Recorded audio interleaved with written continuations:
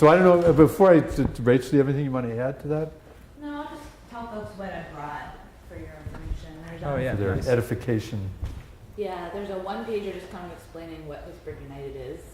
And then there's another one-pager that's our environmental standards, kind of the talking points, like the three major issues that we're working on. And then a three-pager. And we have a three-pager that's a one-pager. The one-pager Oh, you that's do? 3 pages Okay. Do long. you want Yeah, one that for- has the whole economic development reform package that we're working on. As Tom said, it's not the wages where there was a jobs piece. Which is Right, the different wage piece wages, passed. then now we're working on the environmental, and next is the government transparency. So that three-pager kind of just lays out where all. of Breaks the- down all the other pieces, great. Yeah. Oh, thank you. I want to take a couple of these if that's all right. And just more on the conference we're trying to do this Oh, fall. yeah. Yeah. We're, it's in the visioning stages, but the idea is that we want to pull together a lot of people from, throughout the region in the room to talk about this community benefits approach to economic development, and that it's about jobs, and it's about accountability for public dollars, it's about environmental standards. And we talk about the waterfront, but the other thing that the current system produces is situations like Bakery Square, which may have some environmental,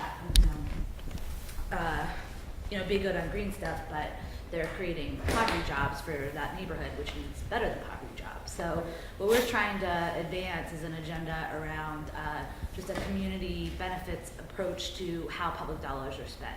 And that it means that we need to articulate what good jobs are. It means that we need to articulate what are the kinds of environmental standards that should be supported by public dollars, and that we really should, target the system and figure out what's not working with it.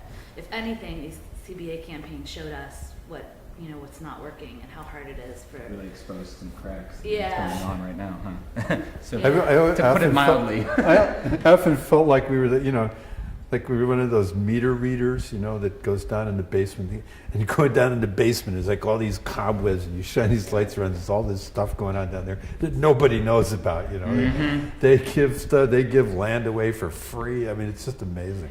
But one of the most exciting things I've learned about since working in this, we're part of this national network called Partnership for Working Families that, has organizations all around the country that are coming up with different ways to advance this kind of agenda. And the oldest one is in Los Angeles. It's called Los Angeles Alliance for a New Economy, and they've been around for what Tom, like 10 years? At least. And what they've been able to do there is really build enough political power throughout Los Angeles that they have transformed their city's redevelopment agency. So the whole mission of the redevelopment agency is about good jobs and sustainability rather than, just economic growth at whatever cost with whatever. Traditional Right. model, yeah. And the way they did that was using these community benefit campaigns to build this coalition I've been talking about. So they now have 13 of 15 votes on city council in LA. Yeah. How big is their city council? Do you know? 15, 13 of 15. Oh, wow. 13, 13 they have out of 13 out of the 15. They have 13 out of 15 votes. Wow, that's pretty huge. My dream is to get the executive director of their redevelopment agency to Pittsburgh for our conference in the fall and have her just talk about like how they added, they just put a whole new, values approach to redevelopment in their city and kind of what that's yielded. Just for some inspiration. I mean, it's just Right. night and day. She's amazing. Yeah. So can you just real quick, what is conference in the fall? Like, what is that So coming the up? When is idea that? Or is, what do you, is how's that that we're coming? hoping that we will have won this environmental stuff by then. Mhm. And the only part of our whole agenda will be this good government stuff. Mhm. And frankly, it seems like that's kind of the hardest piece. Like if you try to look at like how you build power to win things, there's not like kind of obvious constituencies who care about good government transparency. There are like a couple of websites around, and like. Well, it seems that one of the things that we've been talking about recently is beyond just the good government pieces, but also oversight into some of the other organizations that really have a stake in these things like CDCs. So they're the ones that, when you're dealing with in a situation like Bakery Square, they're not Yeah, subject to but- the same sunshine and transparency rules as other agencies. So it's Yeah. not just good government, it's good agency relations. And it's Right. in Pittsburgh more than other places too, because you have layers and layers and layers of nonprofits. Yeah. We should talk more about that. Okay. Yeah. For You know, sure. and- No, I mean, it's something that Yeah. none of us are interested And I guess like Rachel said, there's not really a natural constituency for good government, but by doing these campaigns, it sort of like becomes obvious to a broader and broader and broader coalition of people that the system is totally messed up. And, the hope is that, a broad people that all care a little bit about it is enough to, The idea is we talk a lot about the victories we've Right. had around good jobs and environmental stuff as a way to kind of just bring people along for the whole ride, and that we also together in some day-long fashion create some kind of shared vision for what a better governmental system would be. Yeah. Okay, how are you guys funded? clean, Pittsburgh United, yeah. Pittsburgh United? Mm-hmm. Well, we started, Tom wrote a grant about 3 years ago. It was a combination, it was about a big pot of money that was put together by 3 local foundations and matched by the Ford Foundation. Okay, okay.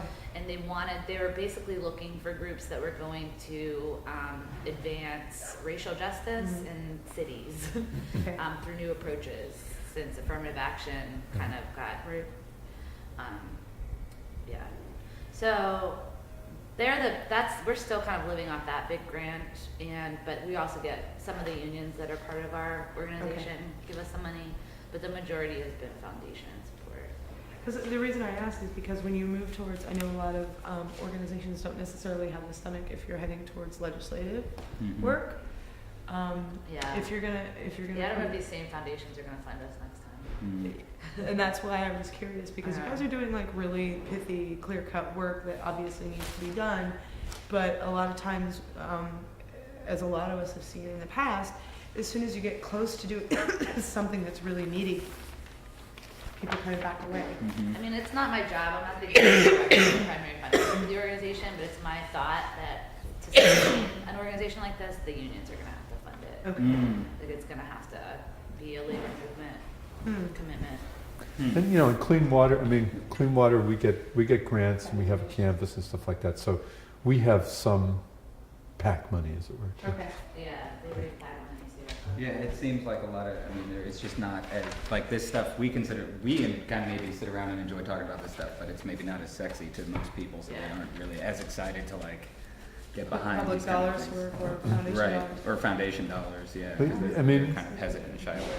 Another thing that's been really interesting is Rachel's been really good about putting together a field program for this. Like we did some canvassing in the fall. Clean Water Action, our canvas has been canvassing somewhat on this issue.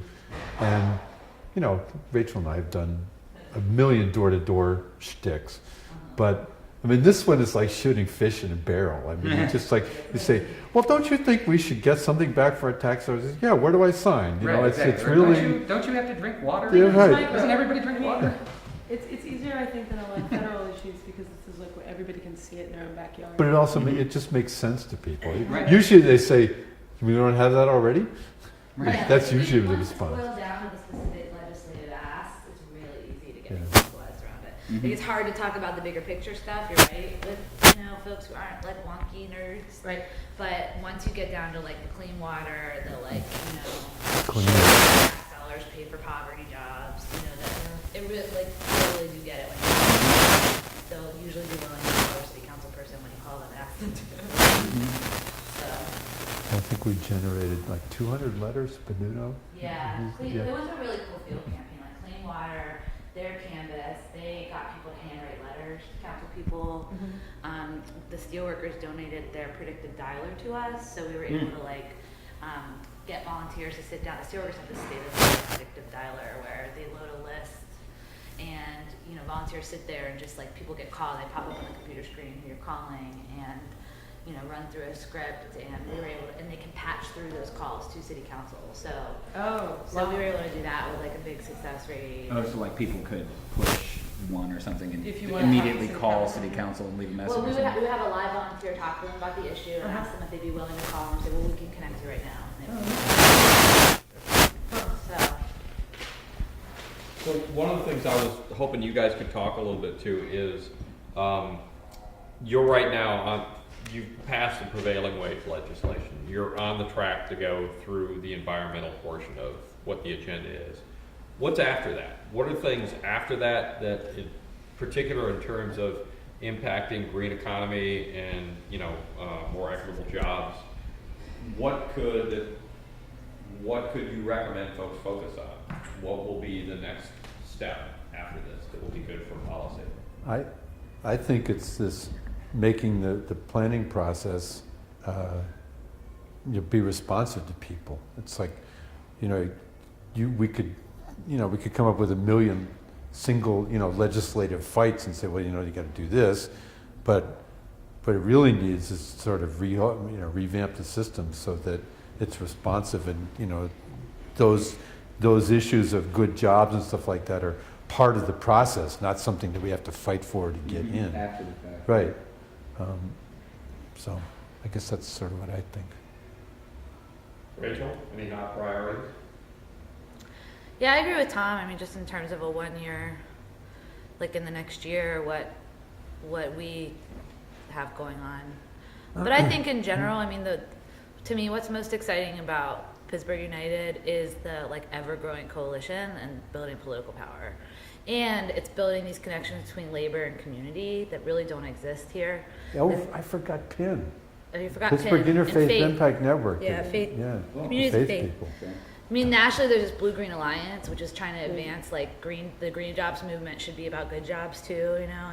But locally, there's not like the people talking about the green jobs aren't necessarily the unions, right? Right. And so the jobs that get created, how are we going to ensure that they're like family-sustaining, permanent jobs if like there's not a collective bargaining structure? So, to me, that's part of the most exciting thing is that we're forming these alliances that just haven't been here, and that we're just building power for communities, for working families, and So somebody I know is the head of a nonprofit organization that does this sort of green stuff, and she's from Cincinnati. And she moved here, and she says, "Well, you know, in Cincinnati, we all knew what the deal was, right? Everybody knew how development went and what, you know." And then I come here, and I'm like, "What is this mess?" You know.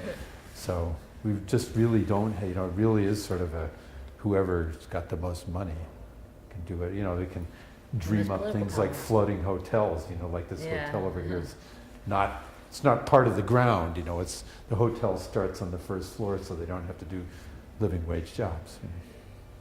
Where is this? The one in Square. Baker Square. Oh, that's how that. Yeah. That's how Yeah. Yeah, the floating hotel we call it. floating hotel. I never heard that. You know, I mean, where Pittsburgh United first got started was with the South Side Works, Right, trying to get right. the janitors. This had a whole bunch of URA money, a whole bunch of public tax dollars went into building a cheesecake factory. Mm-hmm. You know, supporting a corporation like Cheesecake Factory, and yet the janitors were getting paid like $6 an hour. And there were some of the groups that became Pittsburgh United came together around that issue, and won that. Those janitors became part of the union and got, you know, decent wages, but sort of realized that there was a real leverage point here of all this public money, and there really should be a higher standard for what happens with things funded with our tax dollars.